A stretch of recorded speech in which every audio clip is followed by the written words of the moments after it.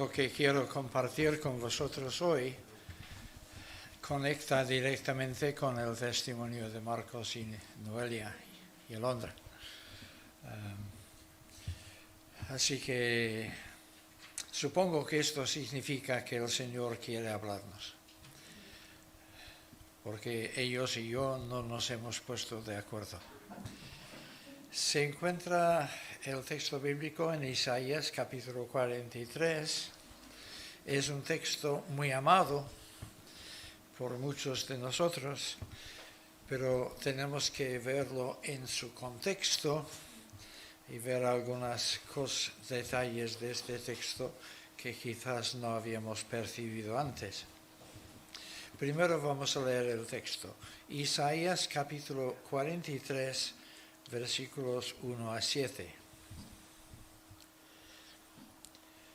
Ahora, así dice Jehová, creador tuyo, oh Jacob, y formador tuyo, oh Israel. No temas, porque yo te redimí, te puse nombre, mío eres tú. Cuando pases por las aguas, yo estaré contigo, y si por los ríos, no te anegarán. Cuando pases por el fuego, no te quemarás, ni la llama arderá en ti. Porque yo, Jehová, Dios tuyo, el Santo de Israel, soy tu Salvador. A Egipto he dado por tu rescate, a Etiopía y a Seba por ti. Porque a mis ojos fuiste de gran estima, fuiste honorable, y yo te amé. Daré pues hombres por ti, y naciones por tu vida. No temas, porque yo estoy contigo. Del oriente traeré tu generación, y del occidente te recogeré. Diré al norte, da acá, y al sur, no detengas. Trae de lejos mis hijos, y mis hijas de los confines de la tierra. Todos los llamados de mi nombre, para gloria mía los he creado. Los formé y los hice. Hasta aquí la palabra de Dios.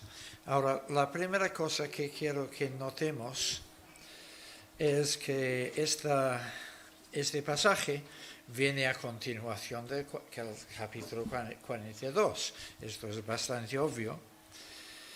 Pero en el capítulo 42, Dios acaba de confirmar a Israel algo terrible. Vais a conocer la destrucción de vuestra ciudad, Jerusalén, la pérdida de todas vuestras posesiones,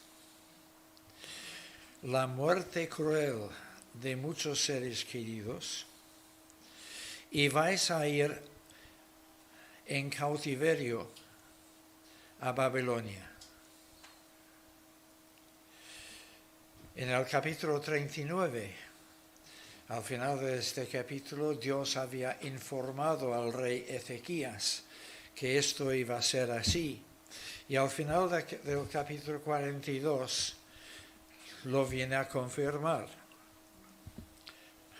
Capítulo 42, versículos 24 y 25. ¿Quién dio a Jacob en botín y entregó a Israel a saqueadores? En otras palabras, vienen los babilonios y ellos van a saquear vuestra ciudad, matar a muchos. Será una experiencia terrible. Pero ¿quién hay detrás de los babilonios? ¿No fue Jehová contra quien pecamos? Dios está detrás de los babilonios, utilizándolos como instrumento suyo para el castigo de su pueblo. No quisieron andar en sus caminos ni oyeron su ley. Israel había desobedecido a Dios, había ido detrás de otros ídolos Y ahora Dios dice, como consecuencia, os he avisado una y otra vez a través de los profetas, os he dicho claramente que si seguís en este camino, tendréis que pagar las consecuencias, pero no habéis querido reaccionar y como consecuencia ahora sí que voy a enviar a los babilonios. Por tanto, versículo 25, por tanto derramó sobre él el ardor de su ira y fuerza de guerra. Aunque el tiempo es pasado, derramó, es un pasado profético. Dios está diciendo a través de Isaías que esto va a ocurrir, que Dios va a derramar sobre Israel su ira y lo hará por medio de la guerra. Le puso fuego por todas partes, pero Israel no entendió. Y le consumió, mas no hizo caso. Aun pasando por esta circunstancia terrible, Israel se quedaba como ciego. Solo veía que venían los babilonios, ¡ay de nosotros que vienen los babilonios! No entendían que detrás de los babilonios estaba la mano de Dios. Bueno, esto es lo que Dios acaba de decir. Y luego de repente dice, ahora, así dice Dios, antes de asustaros del todo, Israel, escuchadme bien. Yo soy tu creador, tu formador. Yo soy tu redentor, tu salvador. Cuando pases por las aguas, yo estaré contigo.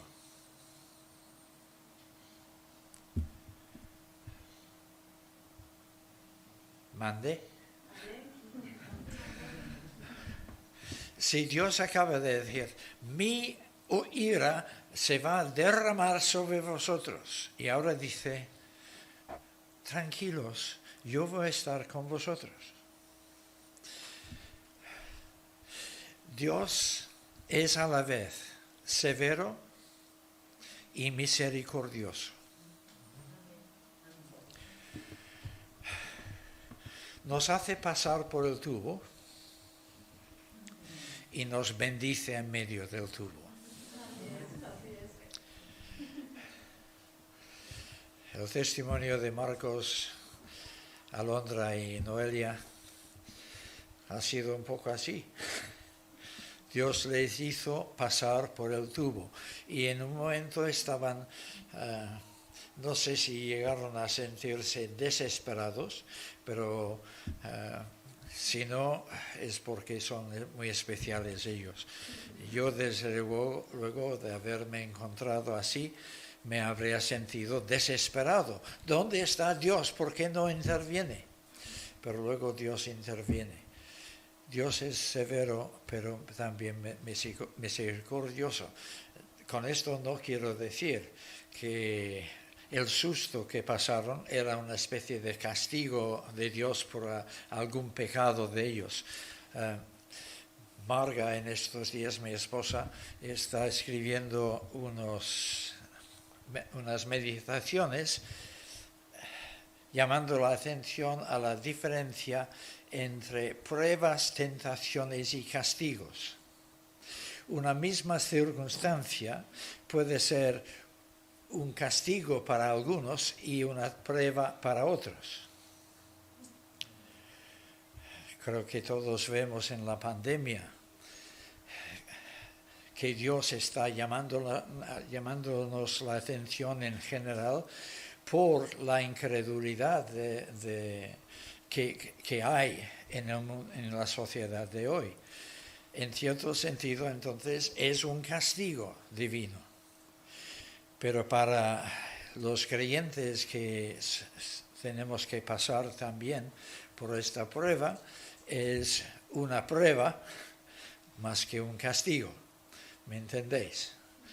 Puede ser una de las dos cosas. Así que tranquilos, familia, no estoy acusándoos de pecados extraordinarios. Bueno, esta es la primera cosa que quería apuntar, que el capítulo 43 hay que leerlo a la luz del 42. En el 42 Dios dice: vais a tener que pasar por fuego en todas partes. Pero en el capítulo 43 dice: cuando pases por el fuego, no te quemarás, porque yo estaré contigo. La segunda cosa que tenemos que ver es que este pasaje que hemos leído, los versículos 1 a 7, tienen forma simétrica. Técnicamente esto se llama un quiasmo, pero no quiero distraeros con tecnicismos. Mirad el versículo 1.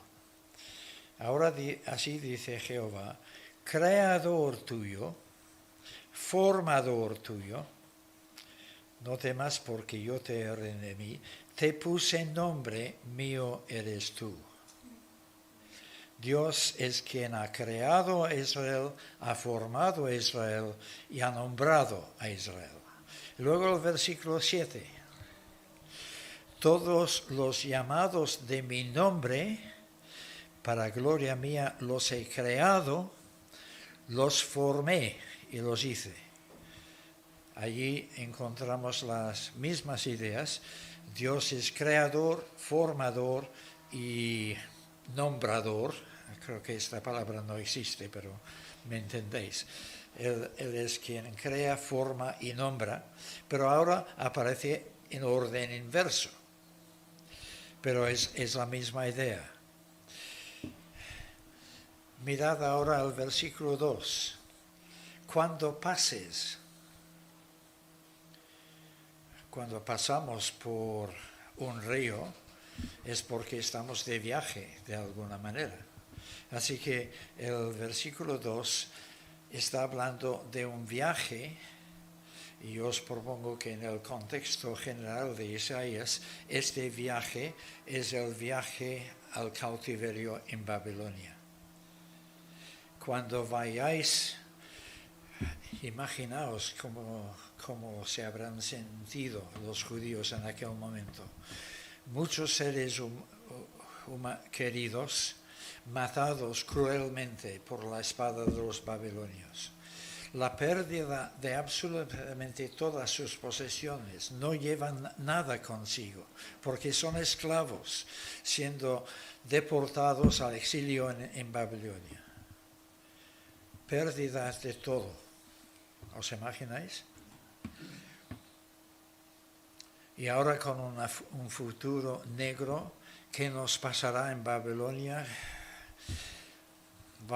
Vamos siendo transportados a un país desconocido, no entendemos el idioma. ¿Qué nos pasará? Están de viaje. Pero mirad también los versículos 5 y 6.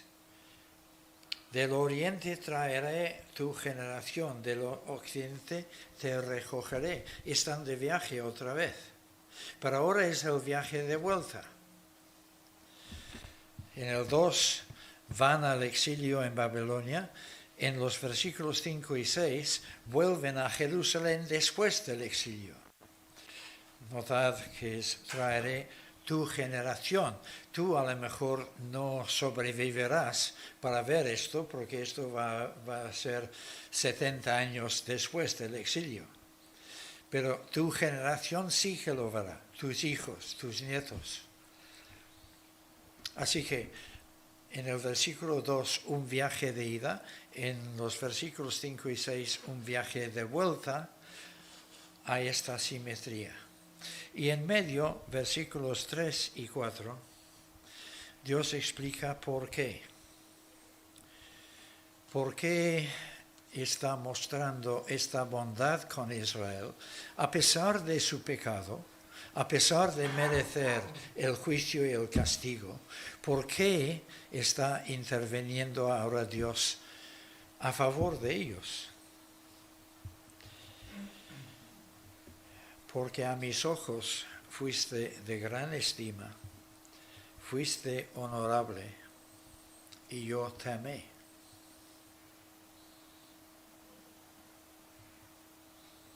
Otra vez decimos, mande.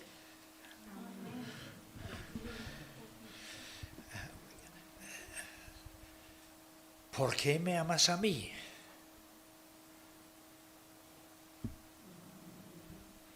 ¿Por qué escogiste a Israel y no Babilonia o uno de los grandes imperios de la antigüedad? ¿Por qué Israel? Y en otros textos Dios se dirige a Israel diciendo, no porque sois más guapos, no porque sois más inteligentes, aunque los judíos suelen tener un coeficiente de inteligencia bastante alto, pero no es por esto, no es porque eres el más espléndido, el más grande de los pueblos, es sencillamente porque te amo. ¿Y por qué te ha escogido Dios a ti? Porque eres más guapo, ¿no? Porque eres una lumbrera de sabiduría. Eres capaz de aceptarlo, que te ha elegido a ti sencillamente porque te ama. Ahora enseguida vienen preguntas. ¿Por qué me ama a mí y no a fulano? Tranquilo, deja esto en manos de Dios. El hecho es que Dios te ama a ti. Y por esto te ha llamado, por esto te ha escogido. Bueno, estas eran las dos cosas que quería que observáramos antes de empezar el estudio. Así que ahora vamos a empezar, ¿vale?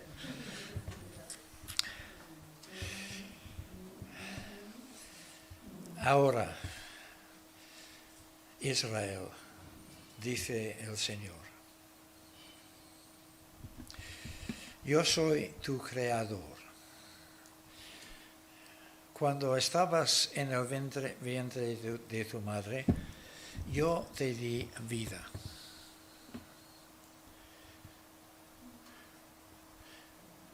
Claro que se puede analizar esto desde el punto de vista biológico, pero los creyentes tenemos esta convicción de que más allá de procesos biológicos está la mano de Dios y yo existo porque Dios me hizo existir. Pero Dios no me puso en marcha y luego me abandonó. No. Dios no es solamente creador, sino formador tuyo, oh Israel. En el caso de Israel se compone de los descendientes de Abraham, Isaac y Jacob, pero fue cuando bajaron a Egipto en tiempos de José, no eran una nación. Cuando salieron de Egipto 400 años después, tampoco eran una nación, eran esclavos dispersos por todo el país. Pero allí en el desierto, camino a la tierra prometida, Dios les iba formando como nación. Él decretó cómo las diferentes tribus tenían que establecerse alrededor suyo en el campamento. Y prescribió varias cosas para el bien de la nación, especialmente su ley, también el sistema levítico de sacrificios, estaba formando la nación. En nuestro caso, Dios nos dio vida en el vientre de nuestras madres, pero desde entonces hasta la fecha y hasta que Cristo vuelva, hasta que nos llame a su presencia, nos irá formando. Las circunstancias de la vida nos han ido formando. Es increíble, aunque un misterio, cómo siendo nosotros seres responsables que podemos estorbar la obra de Dios, la formación de Dios, podemos desviarnos de sus caminos. Sin embargo, mirando atrás, vemos cómo Dios ha ido cuidándonos, formándonos. Dios es quien nos ha redimido, nos ha sacado de nuestra situación de esclavitud, ha pagado el precio. Y Dios es quien nos ha nombrado. Muchas veces en el Antiguo Testamento, también en la vida de Jesús, cuando una persona se convertía, hubo un cambio de nombre. Porque en aquel entonces los nombres significaban algo. En la época moderna nos dan nombres, Alondra, tú eres un pájaro de alto vuelo. Pero yo creo que tus padres no te dieron el nombre por este motivo, porque suena bien. Pero Cristo es el que nos da identidad. Vamos por la vida muy perdidos. Pero cuando Dios se encuentra con nosotros, nos encamina. Ya sabemos de dónde venimos y a dónde vamos. Y por lo tanto vamos con cierta seguridad. Y ahora tenemos una nueva identidad y un día Dios va a darnos a cada uno un nombre nuevo. Así que cuando estemos en gloria no tenéis que venir buscando a David. Yo tendré otro nombre, pero no sé cuál es. Y es un misterio cómo vamos a saber los nombres de cada uno, pero esto está en manos de Dios. Dios nos da una razón de ser, una razón de vivir y una nueva identidad. ¿Amén? Amén. Vale. Versículo 2. Dios lo que ha dicho, por así decirlo, va a misa. Es firme. Es inmutable. Dios ha dicho, el alma que peca morirá. Y esto es universal. Nadie se escapa de esto. Dios ha dicho, la paga del pecado es muerte. Tú vas a morir porque tú has pecado. Y no hay escapatoria. Dios ha decretado y lo que Dios dice va en firme. Dios no puede cambiar su palabra.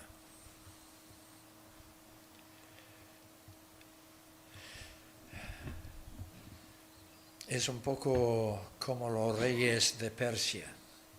Los reyes de Babilonia, ellos mismos eran la ley. Por lo tanto, el rey podía cambiar de día en día de criterio y no pasaba nada. Todo el mundo tenía que respetar la nueva ley que hoy el rey dice que tenemos. Pero los reyes de Persia estaban ellos mismos bajo la ley. El rey tenía derecho a decretar una ley nueva, pero una vez decretada, él tenía que respetar esta ley.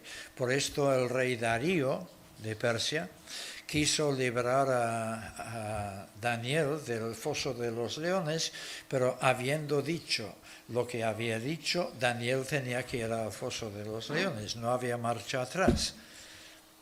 Por eso el rey Asuero, en tiempos de la reina Esther, habiendo decretado que en tal día todos los judíos tenían que ser matados, no podía desdecir esta ley. Pero lo mismo que Asuero, que no podía cambiar la ley, sí que pudo decretar otra ley que compensaba aquella primera, diciendo que los judíos legítimamente pueden armarse y defenderse en el día de su matanza. Esta segunda ley calificaba la primera. El rey no podía desdecir la primera, pero sí podía añadir otra. Dios ha dicho: vosotros por vuestra rebelión vais a ir al cautiverio a Babilonia. Primera ley. Esta ley no se puede cambiar, pero hay otra ley. Yo estaré con vosotros. Es decir, Dios, humanamente hablando, podría haber dicho: he cambiado de idea. Ahora, porque os amo, no os envío a Babilonia. Pero esto sería contradecir su propia palabra. Él sería un Dios fluctuante que siempre cambia de idea. Sería como un rey de Babilonia. Pero Dios no es así. Su palabra es firme. Pero Dios forja un camino mediante el cual Él puede seguir siendo justo y severo en sus juicios, enviando a Israel al cautiverio, pero también puede ser misericordioso. Yo estaré con vosotros para que ningún sufrimiento os haga un daño permanente, para que todos los sufrimientos que tengáis que pasar, en vez de haceros daño, os hagan bien. Dios es poderoso para convertir todas las cosas malas de esta vida en medios de nuestro crecimiento espiritual, de nuestra santificación, y esto es lo que Él hizo en el caso de Israel. Versículo 3. Segunda parte. A Egipto he dado por tu rescate, a Etiopía y a Seba por ti. Este es un hecho histórico. Antes de las 10 plagas, Egipto era la superpotencia del momento. Arrasaba. Sus ejércitos dominaban en todo Oriente Medio. Después de las 10 plagas, Egipto era un país roto. Los mismos consejeros de Faraón se lo dijeron: Majestad, mira lo que está pasando. Tú, al prohibir la salida de los israelitas, estás arruinando el país. Deja ir a esta gente. Pero Faraón se obstinó, no hizo caso. Y como consecuencia, la gloria de Egipto fue destruida. Y ahora Dios dice: mira, Israel, te amo tanto que he estado dispuesto a destruir toda una nación para poder sacaros como mi pueblo. Y en el versículo 4, Daré pues hombres por ti y naciones por tu vida. Lo que hice en el caso de Egipto, estoy dispuesto a hacerlo siempre que tú te veas amenazado de esta manera. Porque te amo, estoy dispuesto a sacrificar a otros para que tú puedas vivir.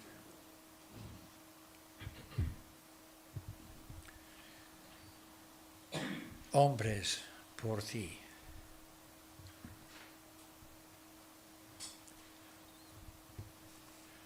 De hecho, Dios mismo se hizo hombre a fin de darse a sí mismo por ti. Esa profecía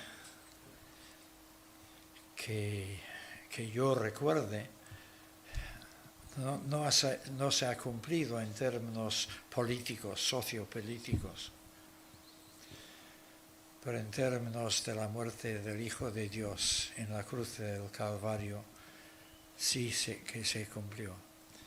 Dios estaba dispuesto a dar a su amado Hijo por amor a ti.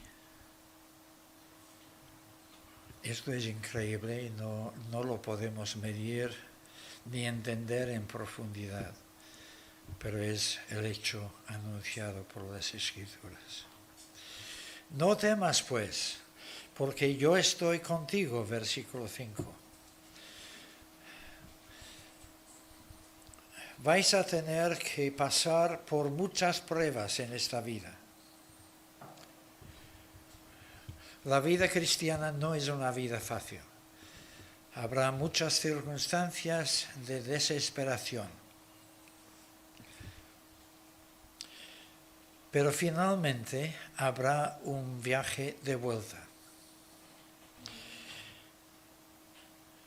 Del oriente traeré tu generación, del occidente te recogeré, diré al norte, da acá, y al sur no detengas. Trae de lejos mis hijos y mis hijas de los confines de la tierra. Este lenguaje es un poco exagerado para el caso de Israel y su retorno de Babilonia. Babilonia está al este de Jerusalén, así que del oriente traeré tu generación, vale, pero del occidente, del norte, del sur, los judíos no fueron tan esparcidos en aquel momento. Entonces, la profecía casi exige otro cumplimiento además del retorno de los judíos del exilio. Y nos recuerda aquel día cuando el Señor Jesús vaya a enviar a sus ángeles a los 4 puntos cardinales de la tierra para reunir a todo el pueblo de Dios. El viaje de retorno.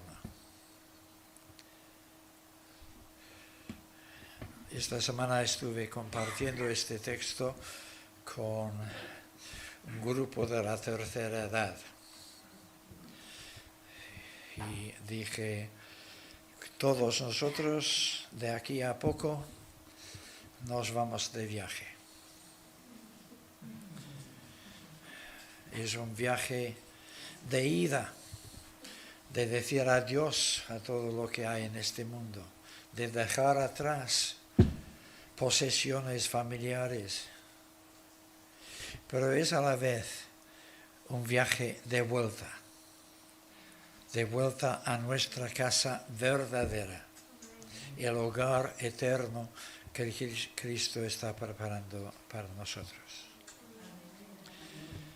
Pero notemos, versículo 7, que todo esto es la esperanza de todos los llamados de mi nombre, de todos los que han puesto su confianza en mí y que han recibido una nueva identidad a través de mí. Para gloria mía los he creado, los formé y los hice.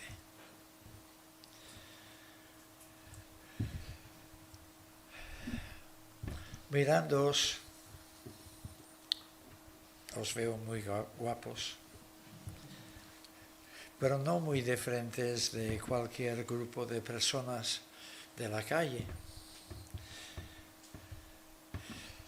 Pero Dios os mira y dice, para gloria mía los he creado, los formé, los hice, los redimí y los nombré. Y ahora delante de ellos hay la esperanza de un hogar eterno. Amén.